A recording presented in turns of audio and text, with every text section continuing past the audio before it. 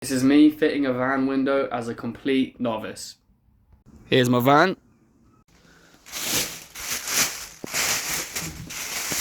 Here's the window. And that's where the window's going. It's the inside. Practice window where I made all the mistakes I've learnt from, maybe. And here's where I'm going to put it. So, first things first, get a straight edge, because I want it to be in line. Put it on a flat surface, line it up, make a mark there, measure across, slide across to here, put a dot. That distance was 5 inches, so I've measured 5 inches here to here, put another dot. Now that's my mark, flush to that window here. Now I'm going to give all surfaces a clean with degreaser inside and out.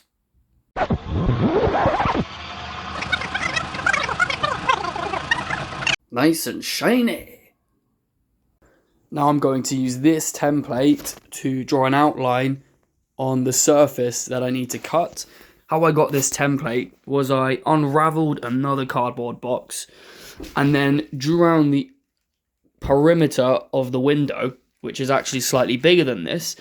And then the actual cutout shape I want is somewhere between the outside and then this here, this inner bit here, because you want a little bit of room for overlap where you can apply the adhesive that's going to stick it to the wall.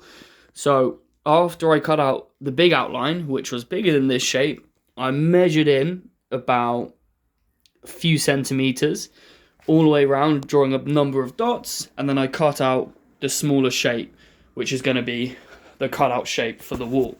And this leaves also enough room for these two bits here, which are drainage for when the window opens and potentially rainwater gets in, so that it can drain out the underneath side here, because there's small little holes in this bit here. And you want the cutout beneath this bit, because as you can see, this sort of slopes up, and then that's going to push this window away from the wall of the van, but this bit's pretty flat, so it can sit over here, hence why you want the cutout line to be somewhere here, so it can sit nice and flush against the wall of the van on the outside.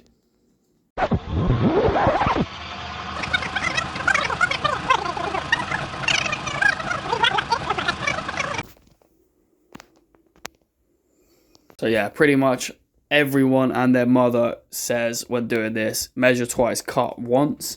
So I haven't measured twice, but I've held this up quite a few times, looked all the way around, and it fits pretty nicely. So that's my cutting shape. And then just to verify it, if I place this over the inside of the window, get that nice and straight, it looks pretty much just where I want it to be. I'll quickly use this bit of wood here just to mark a straight line here as well. Oh, that looks lovely. So I've got my jigsaw here, and I'm just going to make a little cut just so I can see from the outside and double check this is where I want it to be from the outside. A lot of people do this with a drill, but as long as you just make a small hole, that does the job. Yeah, that looks pretty good to me. So it's just going to sit there. Happy days. I think the blade might need changing though, because when I used it before, it never used to make all these burn marks. My senior advisor, ChatGPT, said I should probably change it, so I'm going to change it.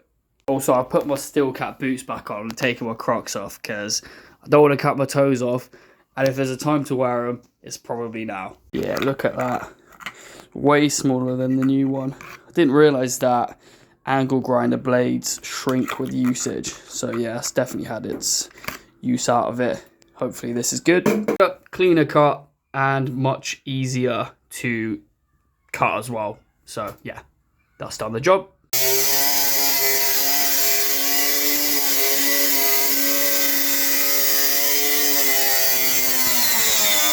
I'm going to do the rest with a jigsaw rather than a grinder. The reason I used the grinder for this top bit was because of the 2 layers, and I feel like the jigsaw blade, when cutting 2 layers, gets caught and it sort of bucks in and out of position and cuts it quite roughly, whereas generally speaking the jigsaw is a bit more accurate.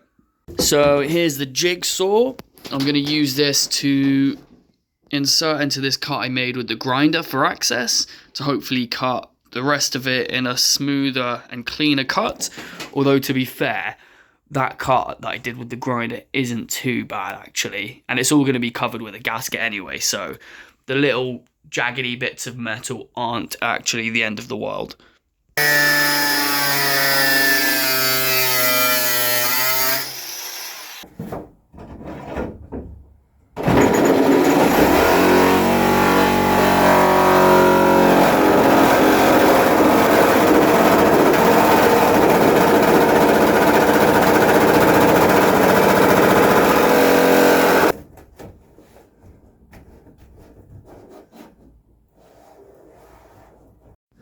There we go, that's the whole cut. It's a little bit rough in some points, like here's a little sort of jotty out bit, some stuff here as well. So I think I'll just go over that with the jigsaw and really carefully try and smooth it out without taking too much off. I try to cut on the inside of the red line rather than on it or on the outside, just so that it's better to cut less than cut too much and the hole be too big. What I'm going to do now is take the grinder and just take a few inches off of this thing here. I could cut it from the bottom, but I actually do want to leave it in because the point of this is to stop this thing flapping around as it's sort of attached to this more secure bit of metal down here. So I can just take a bit of silicone and reattach this to the body just to stop it flapping. Bosh.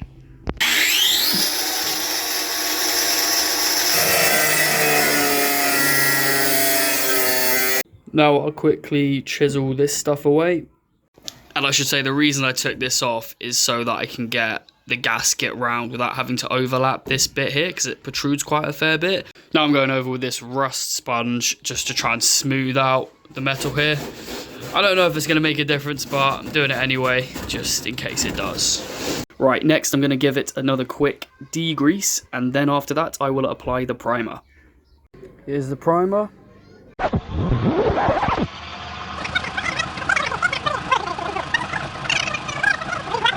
And now the inside too.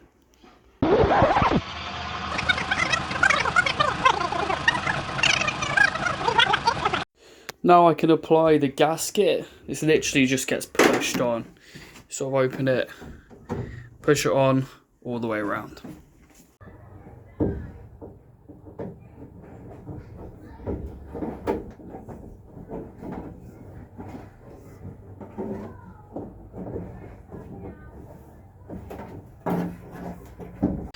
Alright, so now the gasket's on. I originally thought I was going to come over the top of this bit, but it just wasn't wide enough to fit around both, so I've just sort of squeezed it underneath this gap in here. I've sort of pushed it between that. And I'm going to cut slightly bigger than where the gap is, because it's better to sort of squeeze it in and have too much than not have enough, and then there'll be an ugly gap between the two pieces. See, I've made the cut there, and there's a bit of an overlap, so when I push it in, it will be nice and snug. Et voila! Can't even see it. So professional. Oh, there it is. Nice.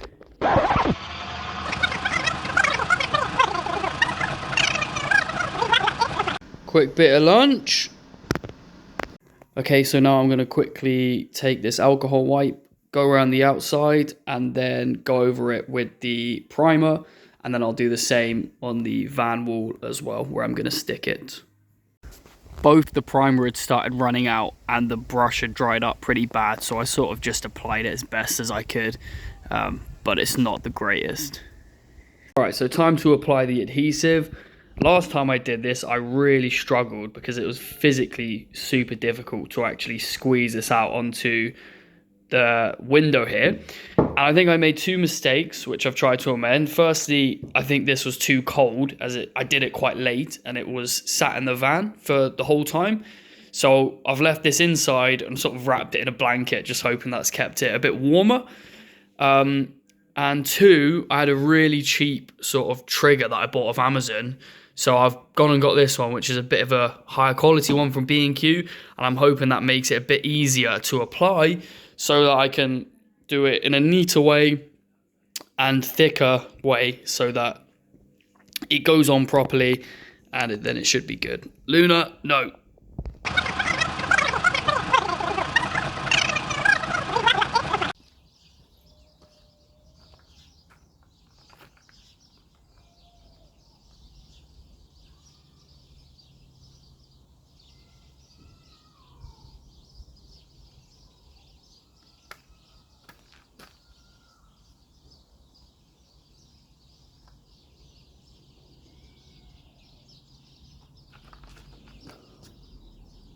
Alright, so it looks pretty good to me.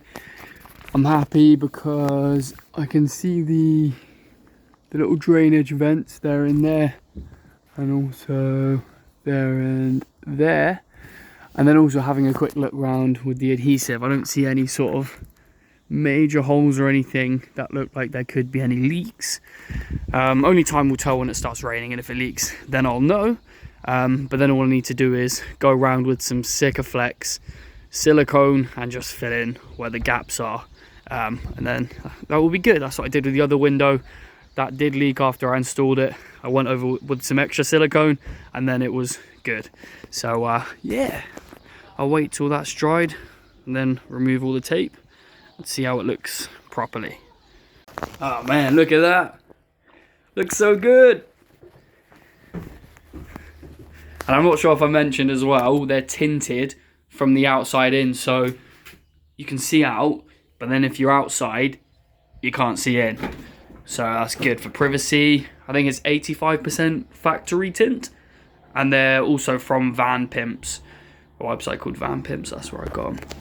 But yeah, oh yeah, so now I'm going to install the little handle clip that goes in these two spaces here.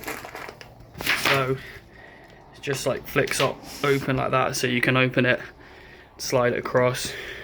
Window hole sounds a bit weird, but yeah, so I'm just gonna attach this one onto this with a few screws. Can I take your order, please? Sorry for the creepiness of that last shot there, I didn't realize how dark it was inside. Anyway, yeah, here's the final product. So it's on straight, so that's good. I think it looks pretty good. There's a little bit of sort of like silicone that you can see from the underside here, but I can always just tape that with some duct tape and then just spray over it to make it white, and then it will sort of blend in a bit more and it won't look so bad. But overall I think I've done a pretty good job, and I'm happy with it. And this is what the inside looks like. It's got a nice little clip here so you can't open it from the outside, and it slides open.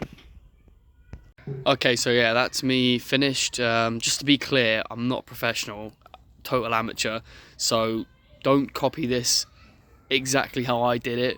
It's just to give you a general idea in case you're fitting a similar style of window. So yeah, hope you enjoyed.